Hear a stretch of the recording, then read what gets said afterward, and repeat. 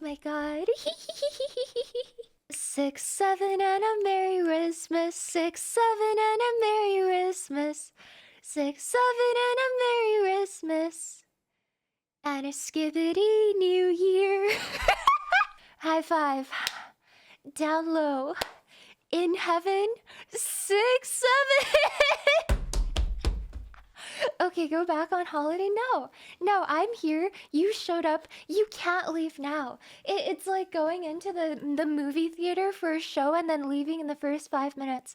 You can't do that. It's cringe. People will see you. You're not allowed to leave. What's wrong with my humor? There's nothing wrong with it. I think it's so funny. Shut up. Shut up. This is how you greet us. I thought that was a fantastic greeting. I sung you a song. Isn't this what you wanted? You guys have been asking for this stupid karaoke stream for months. What's wrong with me singing a little 6, 7? Merry Christmas, yo. I Merry know we Christmas. bully you a lot and my family enjoys laughing Your at you. family? Your However, family please enjoys know that laughing? you are loved and valued. Mom. Your family enjoys laughing at me? We did it! We survived! If anything, we should be really happy. I'll save a longer version of this for the New Year's Eve stream, but we survived 2025, baby. Give yourself a pat on the back. So, it all started in a plane. I went with my whole family. It was all nice and calm, and we boarded the plane. It was really calm and chill, and then my mom starts showing me her phone, right? And I tweeted about this. I never knew what names my mom had for us on her phone. My whole family is very literal. We don't, with each other at least, we don't like make up jokes like that, like the way that a lot of people will set up like funny nicknames for their family members. My dad is just dad, my mom is just mom, my sister is just her first name, right? But no, my dad's name in my mom's phone is number 1. So cute and wholesome. They're married. It's great. They love each other. Fantastic. My sister's name, however, is Guanjing, which means champion, you know, because she's very athletic and academically successful, and she's also very assertive. Guanjing makes a lot of sense for her. My name is Xiaodou, tiny bean. She showed me this at the beginning of our flight. When we first sat down, I had to sit next to her for the next like 6 hours with this information. And keep in mind, I am the tallest person in my family, bar none. I think I was internally, subconsciously, without realizing, more tilted and mauling about this than I thought I was. We boarded the plane. It took about 15 minutes of me just sitting there. The plane hadn't even taken off, and I got a butt cramp, a muscle cramp right in my butt. Unbelievable. 15 minutes into the flight, I was sweating. It hurt really bad. I never get cramps in my butt. I have a very healthy butt muscle. But it's okay, because literally the hardest part of my entire trip was probably the flight there. Everything else after that was more or less smooth sailing. But this is going to be a traumatic memory that I carry with me to the grave. I took my insulated water bottle with me on my flight. I got thirsty midway through because you know those airlines, like when you ask for water, they give you like 2 ounces in the tiniest cup ever. I'm not built like that. I am a real drinker. I love liquid. I love consuming as much water as possible. I got thirsty, and there were no flight attendants back and forth, so I decided it was a good opportunity for me to stand up and like take my water bottle out from one of my carry-on bags. I just wanted to like sneak a few sips and then put it back because I want to keep as much leg room as possible, right? I was standing in the middle of the aisle in broad daylight because this was a daytime flight. The lights weren't even dimmed.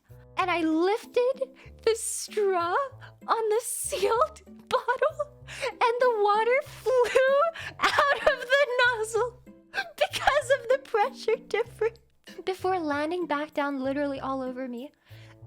This was a 40-ounce bottle, and it was filled about 3/4 of the way, and I lost about half the volume to the pressure shift. It literally pshed out and went all over me. And keep in mind, I was standing in the middle of the aisle, and I was wearing a light gray cotton sweatsuit, so you could see exactly where all of like the absorption points were. Like my light blue sweatsuit was literally stained dark gray. My dad was sitting a couple rows down from us. He always like lets us sit in a row together, and then he takes one for the team and sits alone. He saw this and he burst out laughing. This wasn't even the worst part. The most embarrassing part of all of this was that everyone in the aisles immediately in front of me and behind me saw. I made awkward eye contact with several people, and nobody reacted.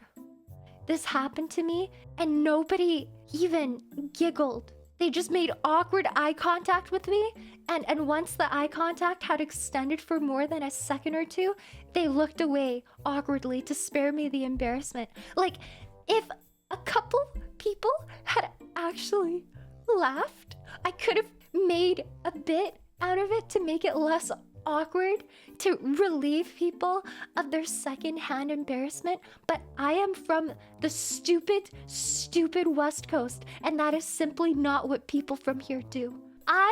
I am not kidding you. That was like the first day of our trip, right? Obviously. I had dreams about this for the next 3 nights. And the cherry on top of all of this, right? I was soaked. I needed to get cleaned off. But I'm sitting in economy, and the line to the washrooms, because it's full of vacationers and their families and their young kids, the line to the washroom was like 7 people long. I walked forward because I'm seated like very forward facing in the plane, but still in economy. I pulled down the curtain to business class because they have their separate washrooms, and I'm in a bit of a dire situation. And this young flight attendant, she looks at me. She looks me up and down, and she shakes her head and like makes a finger motion telling me to turn around and get the hell out of business. Even though she could clearly see the dire straits that I was in, she just said no. No, like you don't get to come here. Go wait in line, soaked from head to toe like the rest of economy. You're flying coach. You paid for coach. Get the hell out of here. The insult to injury is that earlier my mom had gone to the restroom in that section. She was wearing a wool coat, and they let her in. And that was the only reason I even thought to try to like take the curtain over and see if I could at least get myself cleaned up. Like I wouldn't have had the gall to if my mom hadn't told me that she was able to get to that section no problem. But it was because she was wearing like a fancy wool coat. I was wearing my little light gray sweatsuit from Aritzia, and they said piss off. I don't care that you're cold. Yeah, that was really embarrassing. That was I think getting rejected by the flight attendant like that, well, it was a real traumatic moment for me. I can't believe that happened to me.